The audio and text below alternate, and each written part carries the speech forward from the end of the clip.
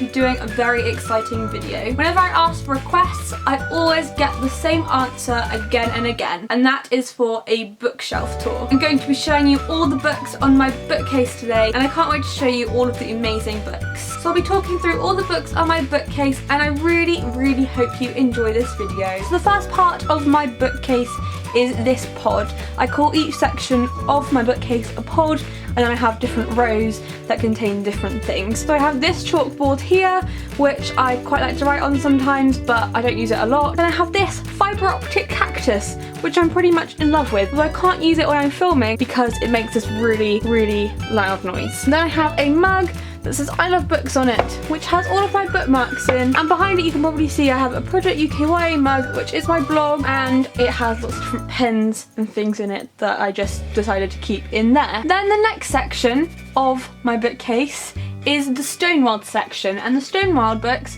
are my favourite book series ever, as you can most likely tell. So I have this postcard, which is the Stonewald Wheel of the Year. If you've read the books, you'll kind of know what I'm talking about. Then I have this mushroom toadstool light up thing, as you can see here. And then on top I have like a porcelain heart statue thing that my friend bought me for my birthday. So onto the books themselves, I have the 3 self-published versions of the books, because they were originally self-published.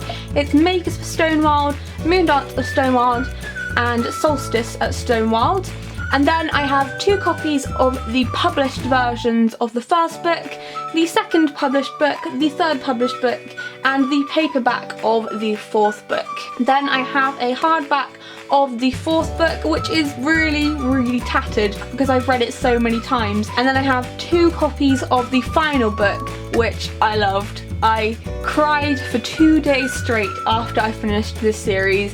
I still haven't been able to let go. I'm still grieving for the end of this series. They are incredible. It's pretty much the best book series you could ever wish to read. So the next section features some of my contemporary books. The first book is We Were Liars by E. Lockhart, which is a recent addition to my bookcase, although I did read it about a year ago now. Then I have Winger by Andrew Smith, which I really loved. It was one of my favourite books of 2014, and it's set in an American boarding school. Then we have the paperback of Fangirl by Rainbow Rowell. I am a huge fan of Rainbow Rowell's books, and Fangirl is my favourite of her book. Then I have Let It Snow by John Green, Maureen Johnson and Lauren Miracle, which is a really good collection of short stories based around Christmas. And then we have The Fault in Our Stars by John Green. I used to own 3 copies of the book, but I got rid of 2, which was pretty brave of me because I never thought I'd do that. Then I have Paper Towns by John Green, which is the latest edition of it. I used to have the old one too. Will Grayson by John Green and David Levithan, which is signed by David Levithan. And then finally I have Looking for Alaska by John Green. And then we have Attachments by Rainbow Rowell, Eleanor and Park by Rainbow Rowell, the hardback of Fangirl, and a proof copy of Landline by Rainbow Rowell, all of which are signed by Rainbow Rowell herself. And then on the end we have The Key to the Golden Firebird by Maureen Johnson. We then have another contemporary shelf where I have my Jacqueline Moriarty collection. It's Finding Cassie Crazy, which is a pink book, Dreaming of Amelia, and the Spellbook of Listen Taylor. Then we have Severed Heads, Broken Hearts by Robin Schneider, which is a really good contemporary book, very similar to John Green. We have The Sky is Everywhere by Jandy Nelson, which is the new edition of the book published by Walker. And then we have the American copy of My Life Next Door by Huntley Fitzpatrick, which is actually not published in the UK, which is really sad. We have the gorgeous edition of My True Love Gave to Me, which is an anthology edited by Stephanie Perkins. And then I have my copy of The Perks of Being a Wallflower by Stephen Chbosky, which I'd really love to reread sometime soon. The Duff by Cody Keplinger, which I really love to reread now and again. From What I Remember by Stacey Kramer and Valerie Thomas, which is a hugely underrated book. Amy and Matthew by Tammy McGovern, which is published as Say What You Will in the US. And finally a new adult book, which is Beautiful Disaster by Jamie Mcguire. So I really like this shelf. It does need a bit of reworking. It's really blue. I tend to have stuck all the blue books on my shelf on one section, which is kind of weird and not intentional, but I quite like it. So this is the final section. I'm holding the camera at a really weird angle because my bed is in the way and I can't get to it. So the first book is The Sleeper and the Spindle by Neil Gaiman and illustrated by Chris Riddell. Then we have This Star Won't Go Out, which is a biography about Esther Earl's life, who was a nerd fighter, and the opening is written by John Green. The Bookshop book by Jen Campbell, which I read recently and really enjoyed. It features lots of amazing bookshops in it. The Isabel Journal by Isabel Harrop, which I love. I did a review of it. It's a brilliant book full of amazing illustrations. The Catcher in the Rye by J.D. Salinger, which is one of my favourite classics. The Virgin Suicides by Jeffrey Eugenides, which I did love a lot. The Head of the Saint by Socorro Ascioli, which is a translated book. It was translated from Portuguese. The Secret Garden by Frances Hodgson Burnett, which is one of my favourite children's classics. And then finally Carrie's War by Nina Borden, which is another amazing children's classic. And then I have 2 book lovers' diaries on the end, just for writing notes about books. So it's kind of a miscellaneous shelf where I kind of stick all my non-fiction books and my classics and things like that. And now for the next section. This row is full of my UK YA books. So books written by authors born or currently residing in the UK. So the first thing is this sign that says "Plant Dreams and Let Them Grow," which I really love. It was given to me by my friend for either my birthday or for Christmas, one of them, but I really like it. So the first book is Trouble by Non Pratt, which is a book about teenage pregnancy. I really loved it. It's been nominated for lots of amazing prizes, such as the YA Book Prize. Then we have Solitaire by Alice Oseman, which is my favourite book of 2014. Adorkable by Sarah Manning, which is an amazing book about a blogger who is a feminist, which I love. I don't read many books with feminist characters. Have Little Faith by Candy Harper, which is hilarious. Lobsters by Tom Ellen and Lucy Iverson, which is also up for the YA Book Prize,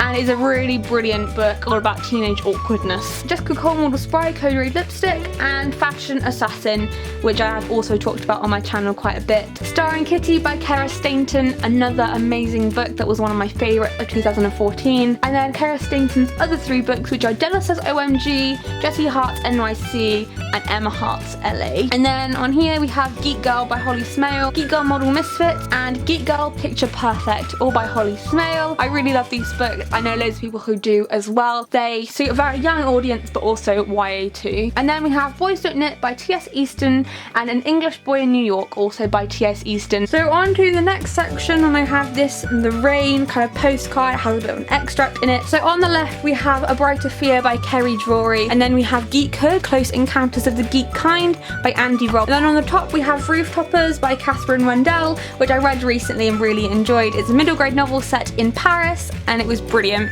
And then we have 7 Days by Eve Ainsworth, which I also talked about on my channel quite a bit recently. It's a book about bullying from the perspective of a bully and the person she is bullying. Then Undone by Kat Clark, which made me cry a lot. The ending was whoa, didn't expect that at all. Then Vendetta by Catherine Doyle, which I reviewed on my channel in my What I Read Recently video. And then I have the 4 Night School books by CJ Doherty, which is Night School Legacy, Night School Fracture, and Night School Resistance. Then on the right we have My Second Life by Faye Bird. It's hugely underrated, but I really enjoyed it. Then we have Now You See Me by Emma Horton, which is about a boy who goes missing and then turns up again. Then Glimpse by Kendra Leeton, which is a brilliant ghost story set around the poem The Highwayman by Alfred Noyes. And then finally The Rain by Virginia Bergen, which I can't stop talking about because I loved it. And on to the third pod in this row. It's a work in progress because I keep jiggling things around in this row. So the first book is Banished by Liz DeJager. I really enjoyed this book. Other Girl by Nicole Burstein, which is out in April,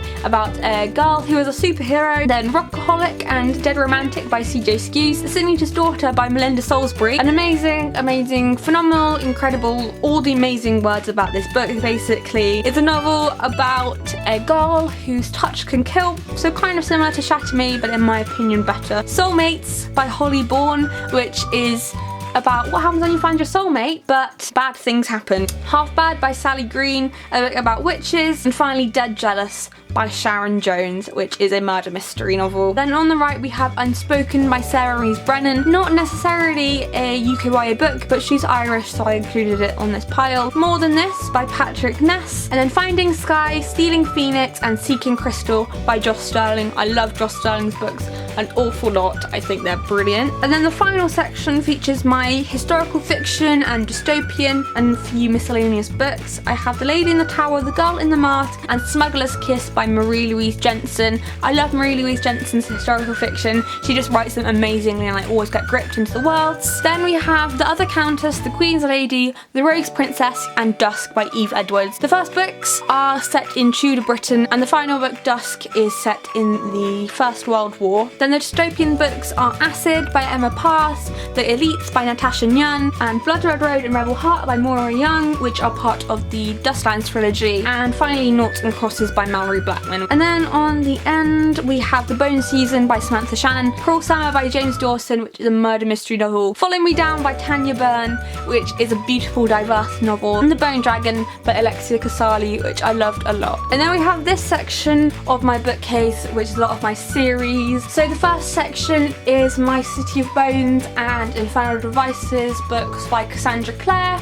I have all of the City of Bones books and I only have Clockwork Princess from the Infernal Devices trilogy. Then I have a copy of the Bane Chronicles. Then here we have my Harry Potter books by J.K. Rowling, obviously. We have my homemade Spectre specs on top, and then all of the Harry Potter books and a copy of the Tales of Beedle the Bard. From the bottom we have Lament and Ballad, which I really enjoyed and I need to reread them again because I can't remember a lot of what happened. We have Shiver, Linger and Forever, which are part of the Wolves of Mercy Falls trilogy. I love those books. Then we have The Dream Thieves and Blue Lily Lily Blue. I don't own a copy of The Raven Boys, but I'd like to rectify that soon because I love that series so much. Then on the right we have Wings, Spells, Wild and Destined by April Pike, which are brilliant fairy stories and I loved them a lot. I'd like to reread them also soon. And Don't Even Think About It by Sarah Malinowski is about some teenagers who can hear each other's thoughts and everyone else around them. On the next section, from the bottom, we have Daughter of Smoke and Bone by Laini Taylor. I haven't read either of the follow-up books yet, but I'd like to sometime this year. Forgotten, Revived, and the originals by Kat Patrick. I love Kat Patrick's books so much. They are brilliant. And then The Host by Stephanie Meyer. Despite not loving Twilight as much, I loved The Host. Then on the right we have Throne of Glass, Crown of Midnight and Heir of Fire by Sarah J Maas. I love the Throne of Glass books a lot. They are incredible and I love Selena Sardothian, who is the protagonist. She is incredible. And then we have Trial by Fire by Josephine Angelini, which was a fantasy book that really surprised me because I don't often enjoy fantasy. I really enjoyed that. And then we have Miss Peregrine's Home for Peculiar Children by Ransom Riggs on the end, which I have done a review of, so you can check that out if you'd like to. And then another weird angle because I won't be able to get to it otherwise. From the bottom we have Under the Never Sky, Through the Evernight and Into the Still Blue by Veronica Rossi, which is a really brilliant dystopian trilogy. Cinder and Scarlet by Marissa Meyer. Then Vivian vs. Apocalypse by Katie Coyle. And then Every Day by David Levithan, which is about a person who wakes up in a different body each day. On the right we have The Darkest Minds by Alexandra Bracken, Shatter Me, Unravel Me and Ignite Me by Tahara Mafi. And now for the final section, we have some of my review books on this shelf that I've got to read and review sometime soon. They are organised by publication date. And then this is the Meg Cabot section of my bookcase. Meg Cabot is one of my favourite authors, so I had to dedicate a whole shelf to her books. We have all of the Princess Diaries books, Airhead, Runaway, Airhead being Nikki, which I really enjoyed, but I don't have the first book for some reason, which is called Airhead. Then the second All-American Girl book,